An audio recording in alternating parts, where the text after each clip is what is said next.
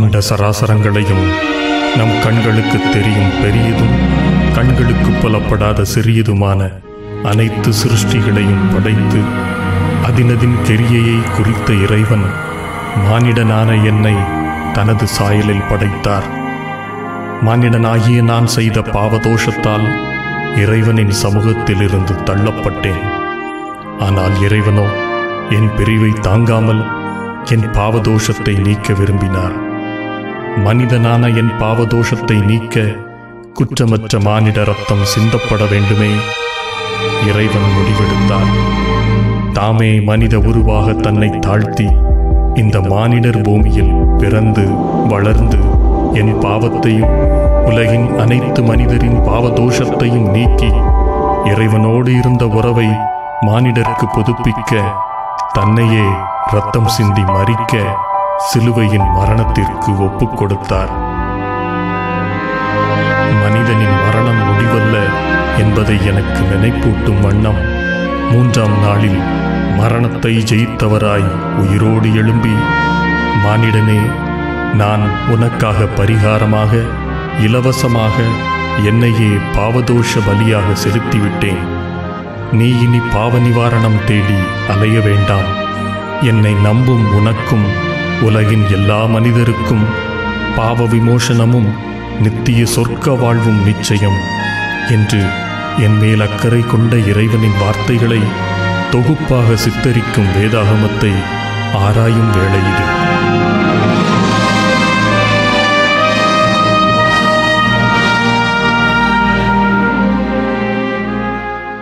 அவர்கள் வேவு பார்க்க வந்தவர்கள் என்று குற்றம் சாட்டுகிறான்.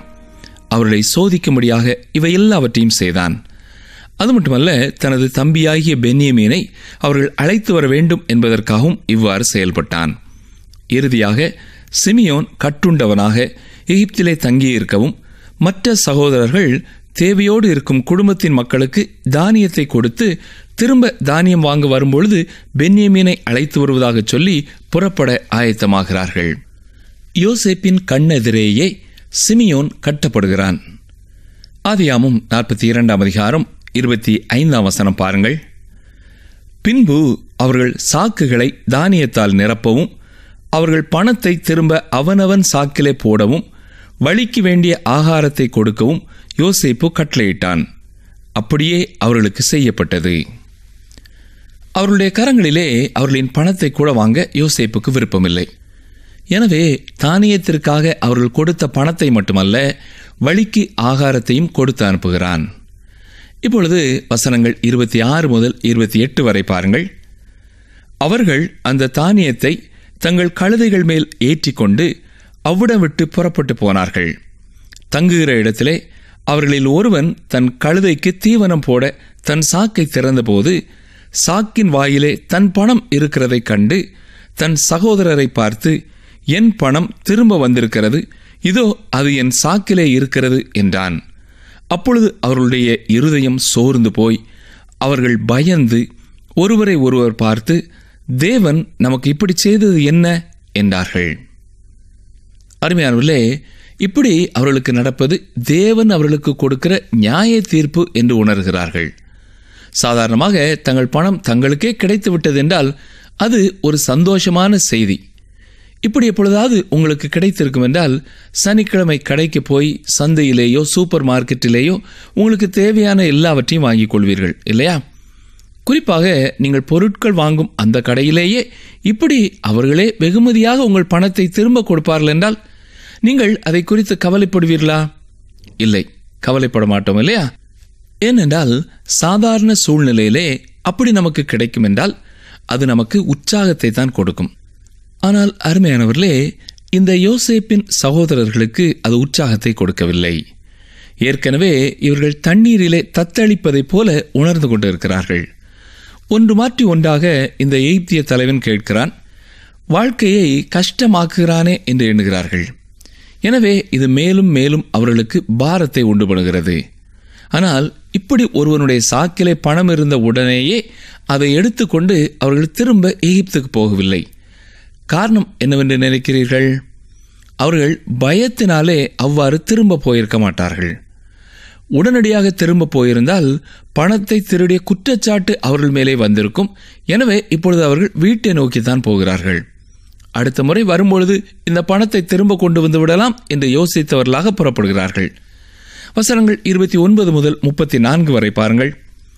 அவர்கள் கானான் தேசத்திலுள்ள தங்கள் தகப்பனாகிய யாக்கோபினிடத்தில் வந்து தங்களுக்கு சம்பவித்தவைகளை எல்லாம் அவனுக்கு அறிவித்து, தேசத்துக்கு அதிபதியாயிருக்கிறவன் எங்களை தேசத்தை வேவு பார்க்க வந்தவர்கள் என்று எண்ணி எங்களோட கடினமாய் பேசினான். நாங்களோ அவனை நோக்கி, நாங்கள் நிஜஸ்தர், வேவுக்காரர் அல்ல. நாங்கள் 12 சகோதரர், ஒரு தகப்பன் புத்திரர், ஒருவன் காணாமற் போனான். இளையவன் இப்பொழுது கானான் தேசத்தில் எங்கள் தகப்பனிடத்தில் இருக்கிறான் என்றோம்.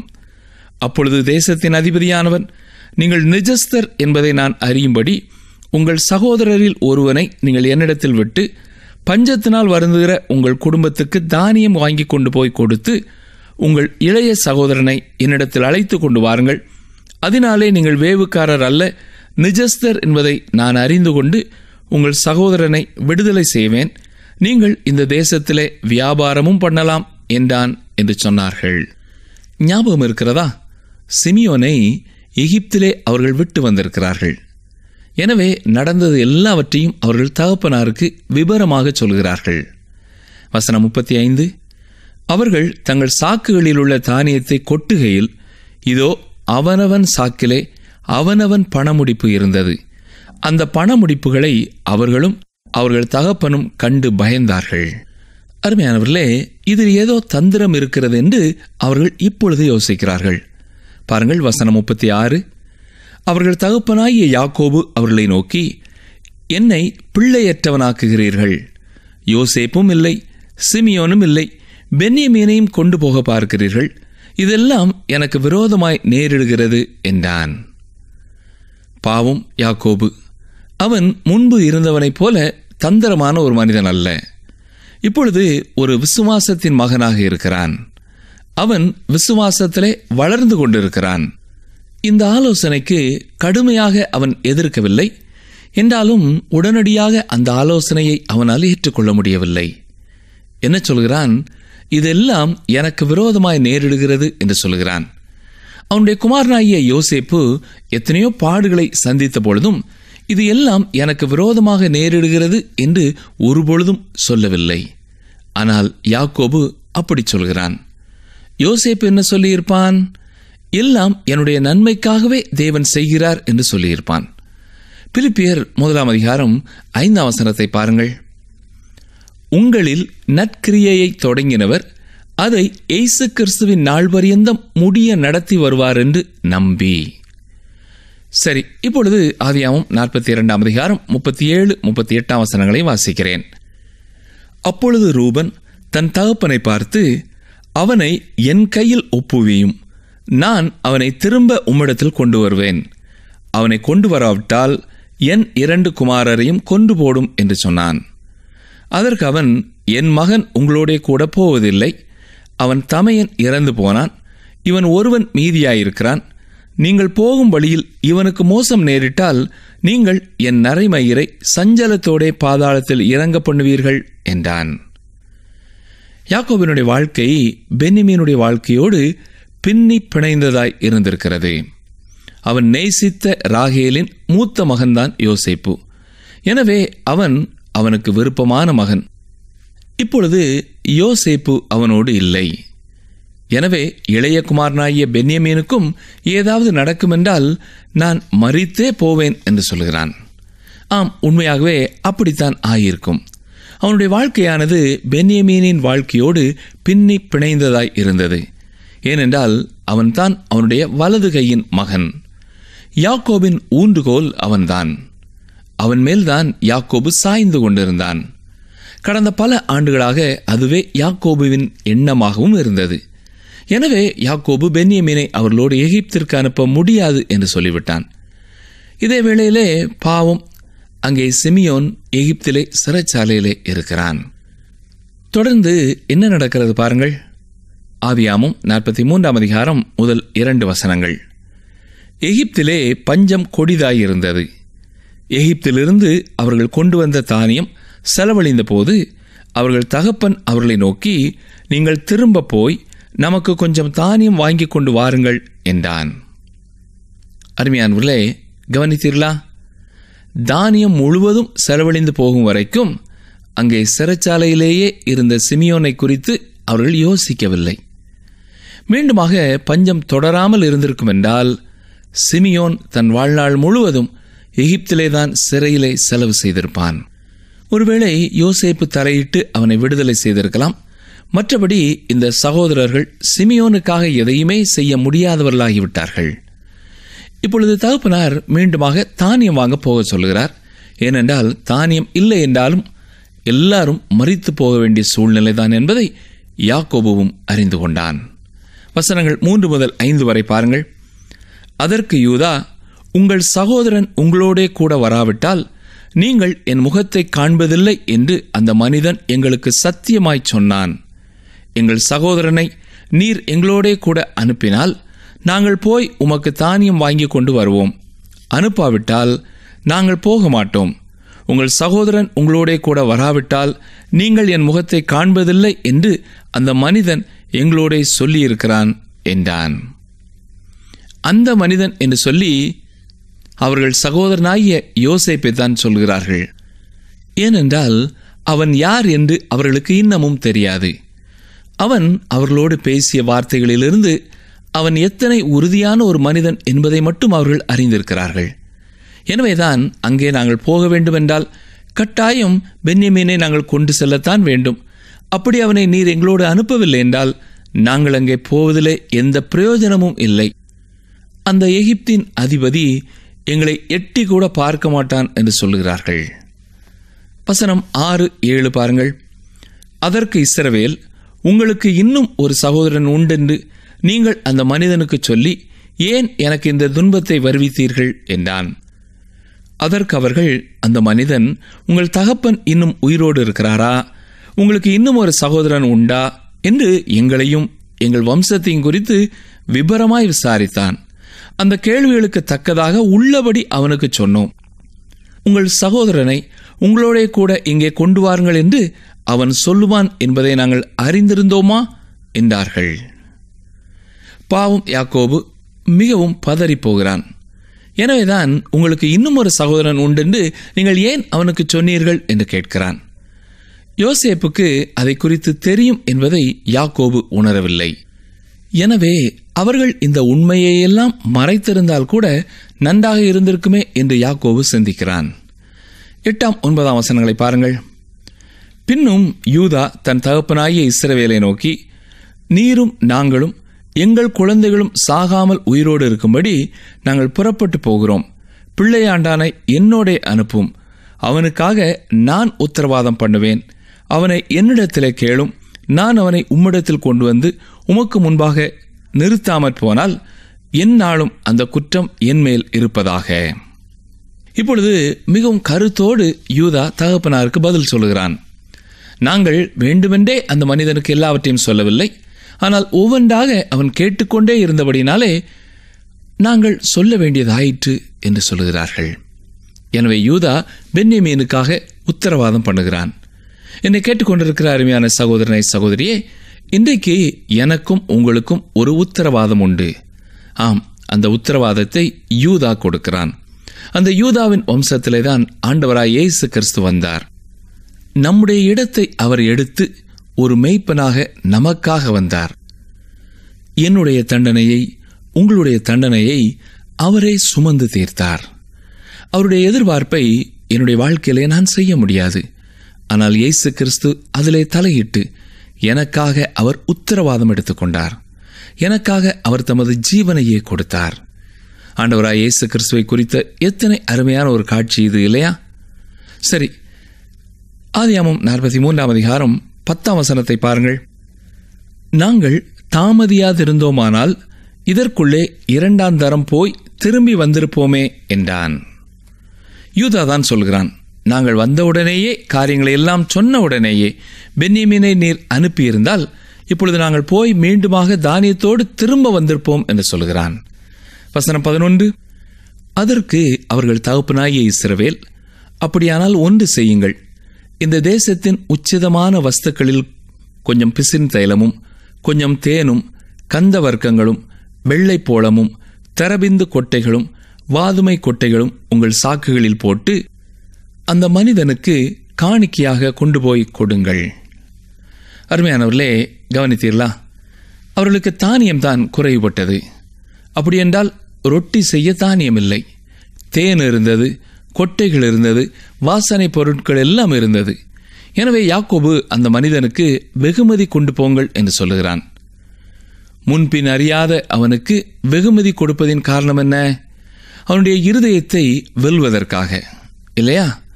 சரி, ஆதியாகமம் 43:12 முதல் 14 வரை வாசிக்கிறேன். பணத்தை இரட்டிப்பாய் உங்கள் கைகளில் கொண்டு போங்கள், சாக்குகளின் வாயிலே திரும்ப கொண்டு வந்த பணத்தையும் கொண்டு போங்கள், அது கைப்பெசகாய் வந்திருக்கும். உங்கள் சகோதரனையும் கூட்டிக் கொண்டு அந்த மனிதனிடத்துக்கு மறுபடியும் போங்கள். அந்த மனிதன் அங்கிருக்கிற உங்கள் மற்ற சகோதரனையும் பென்யமீனையும் உங்களுடனே அனுப்பிவிடும்படிக்கு சர்வ வல்லமையுள்ள தேவன் அவன் சமூகத்தில் உங்களுக்கு இரக்கம் கிடைக்க பண்ணுவாராக. நானோ பிள்ளையற்று போனவனைப் போல் இருப்பேன் என்றான். மிகவும் துக்கத்தோடு யாக்கோபு பென்யமீனை அனுப்பி வைக்கிறான்.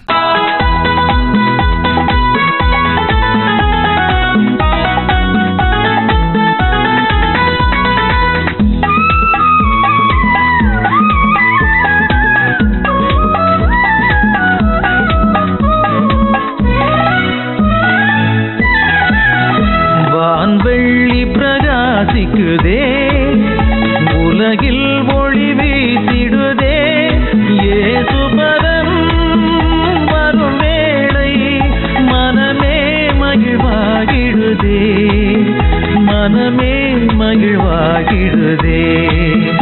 வான்வெள்ளி பிரகாசிக்குதே, உலகில் ஒளி வீசிடுதே, இயேசுபரன் வரும் வேளை மனமே மகிழ்வாகிடுதே, மனமே மகிழ்வாகிடுதே.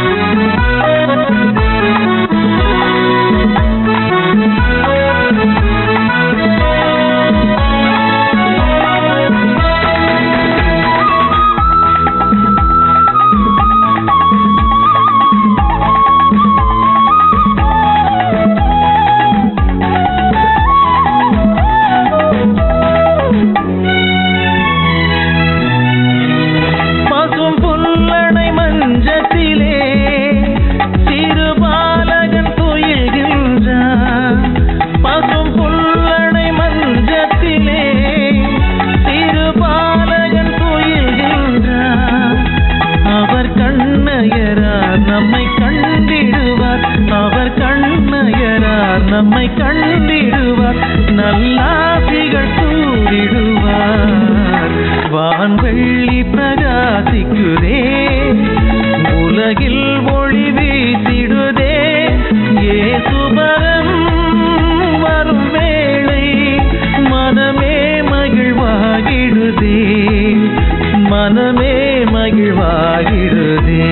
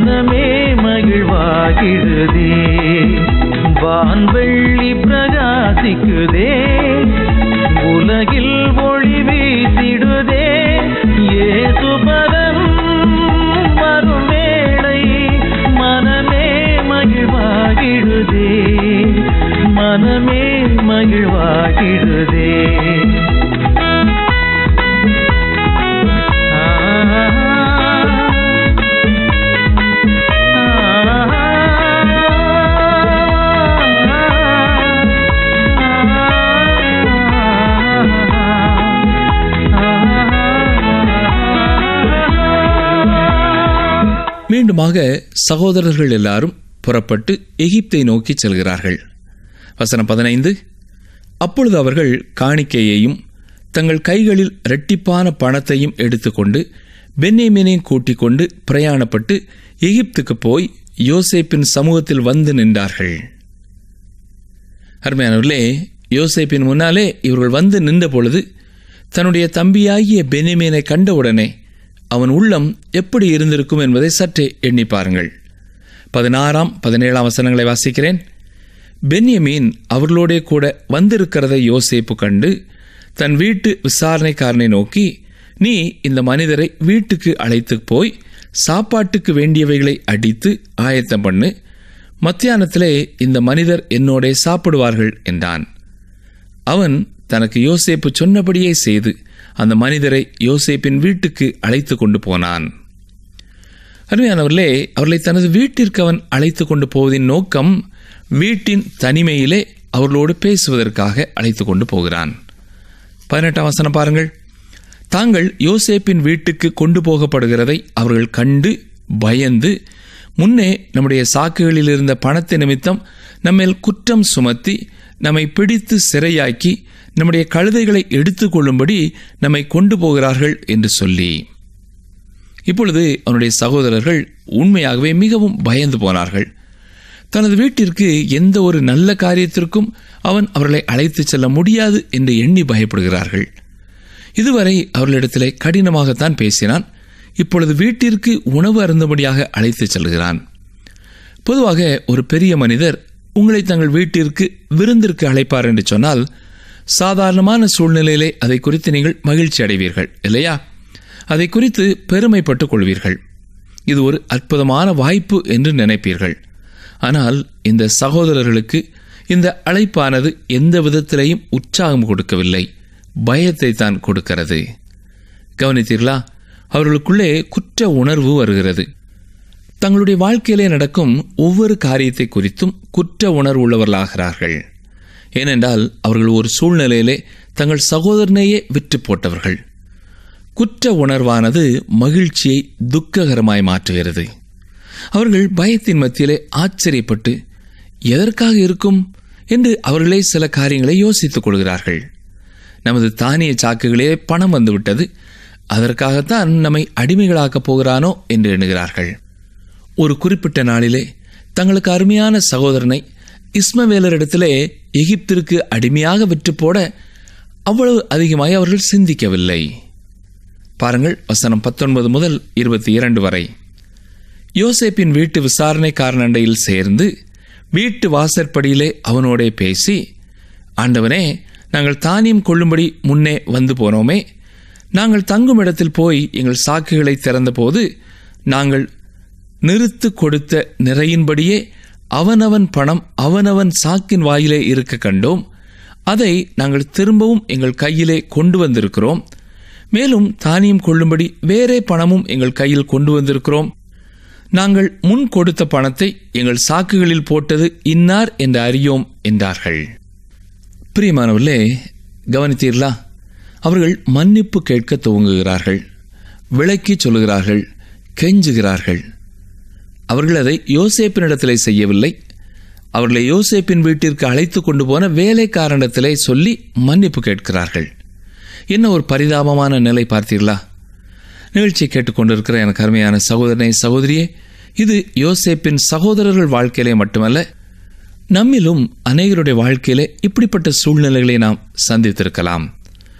உண்மையாகவே நம்முடைய வாழ்க்கையிலே நாம் நெருக்கப்படும் பொழுது, ஒடுக்கப்படும் பொழுது, என்றோ நம்முடைய வாழ்க்கையிலே நாம் செய்த பாவங்களும் அக்கிரமங்களும் நம்முடைய உள்ளத்திலே கடந்து வந்து குற்ற உணர்வோடு தேவையில்லாமல் அளவுக்கு அதிகமாக நம்மை தாழ்த்தி பயந்து சோர்ந்து போகச் செய்கிறதாய் இருக்கிறது. இப்பொழுது அந்த சகோதரர்களுடைய வாழ்க்கையின் பின்னாலே திரும்பி பார்த்தால் எல்லா காரியங்களிலேயும் அவர்கள் உண்மை பேச துவங்குகிறார்கள். சோதனைகளும் பரீட்சைகளும் தேவன் நம்முடைய வாழ்க்கையிலே அனுமதிப்பதற்கான காரணம் நம்மை பரிசுத்தத்தின் மேலே பரிசுத்தமடைய செய்வதற்காக என்பதை நாம் மறந்து போகக்கூடாது. நாம் அவரை இரட்சகராக ஏற்றுக்கொண்டிருந்தாலும், அவர் நம்மை தம்முடைய பிள்ளைகளாக தெரிந்தெடுத்திருந்தாலும், நம்முடைய வாழ்க்கையிலே வளர்ச்சியானது மரண பரியந்தம் தொடர வேண்டிய ஒரு உண்மை என்பதை மறந்து போகக்கூடாது.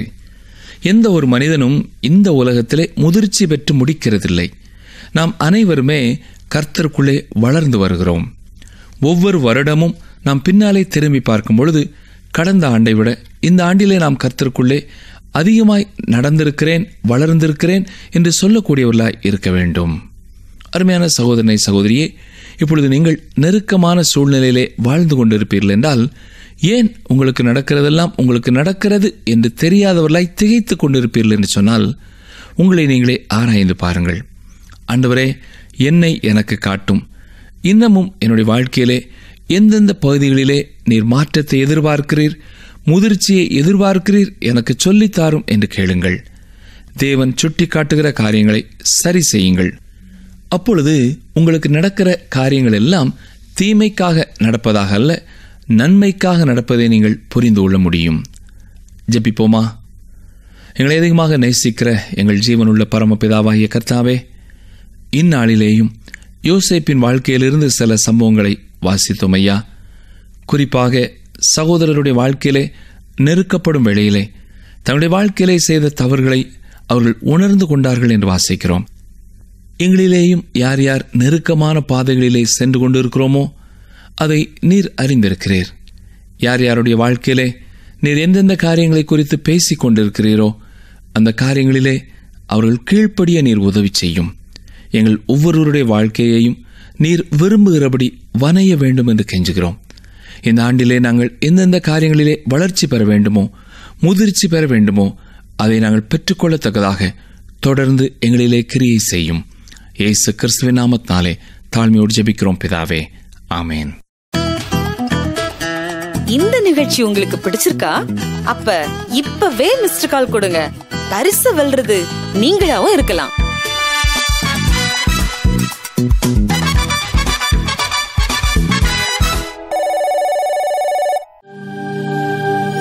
தெய்வ வாக்கு.